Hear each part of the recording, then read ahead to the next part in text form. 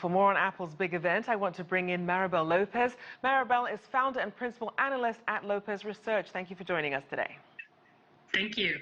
So I first want to start with your reaction to Apple's presentation, the multiple versions of the iPhone 13, the iPads, and then, of course, the new Apple Watch. Do the company's offerings do enough to impress and retain their core fan base? What I think is really important about what Apple's doing is they're actually focusing on innovations that matter. So you could focus on things that are new and whiz bang, but these are things that people are really going to use. These are cameras. Cameras sell smartphones. Battery life sells smartphones. Bigger screens for watches sell watches. So all of these things combined, while they might not look revolutionary on the outset, are still very impressive and are things that actual users care about. And it does seem to be more about refining the product versus, as you mentioned, the sort of the big buzz. Was there anything else that people were really interested in around Apple's new releases?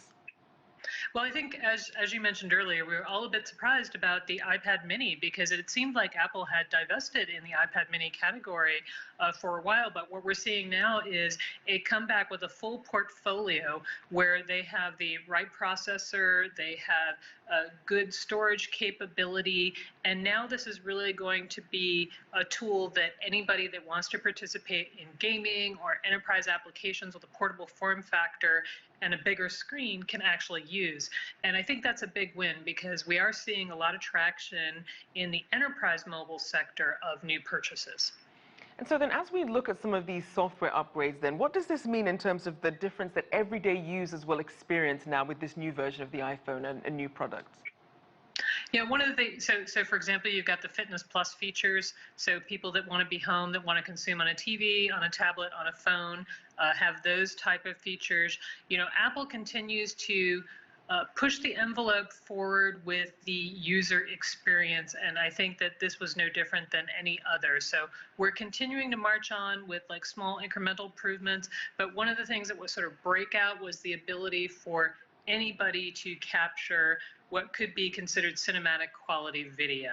And I know that what's going to happen is we think of what people are doing today, they're expressing themselves more and more on social media, and the world is a video world. So it's incredibly important that you have the right camera and the right software to deliver that right experience so that your TikTok or other social media apps can just sing.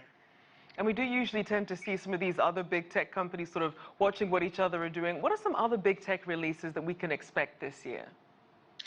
You know, I'm actually a little worried about the tech releases this year, and one of the reasons I'm worried about the tech releases is the chip shortages.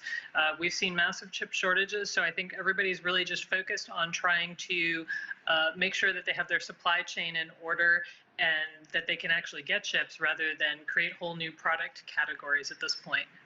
So how concerned are you about the potential impact on supply chains getting disrupted?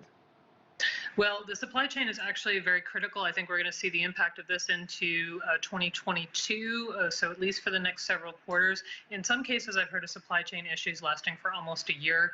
One of the things that's really interesting about where Apple's at vis-a-vis some other companies is that they actually were considering building their own chips. It takes several years to do this. So they already had this in the pipeline. So they already had a certain set of chips that were at the ready, so to speak, knowing that they were going to be designing and developing their own chips. And that turns out to be a real win. We saw it in their previous financials. I think we'll continue to see it in the next 1 or 2 quarters. After that, it's anybody's guess as to what happens. Now, I want to shift gears and talk security. Obviously, we're relying now, expecting our phones to do a lot more. And we did see that ahead of the launch on Monday, Apple advised all users to update their devices after researchers warned that Israeli spyware company NSO Group found a way to take control over nearly any Apple computer, watch, or iPhone. Are these safety measures really keeping pace with the launch of all these new devices? Well, security is actually a thing that, you know, frankly, we expected to see more security issues sooner with Apple. So the fact that they've actually held out this long is actually quite impressive. This is an absolute battle. And you know, they're very security conscious and they have really good bounties for people to find bugs in their software. So I think they're doing everything they can, but I do expect vulnerabilities to continue to creep up in systems. You know, one of the things that's interesting is as a system becomes more popular, more people try to attack it. And so this is why we saw so many things happening in the Windows world for so long. And now we're looking at mobile operating systems, we're looking at Android, we're looking at iOS, and these are very popular systems to attack at this point. So it doesn't surprise me. Will we continue to see it? Yes. Do you have to be diligent as end consumers to make sure that you know what's going on and keep up with it? Yes. And I just hope that Apple will be very transparent every time something happens so that we know and we can get ahead of it. I mean, we've seen tremendous breaches. You know, look at the recent T-Mobile breach with all the data that they recently lost. So not a new phenomenon. Sad, but the state of the world right now. Well, good advice there. Everyone stay diligent. Thank you so much. Maribel Lopez there, founder and principal analyst at Lopez Research. Thank you.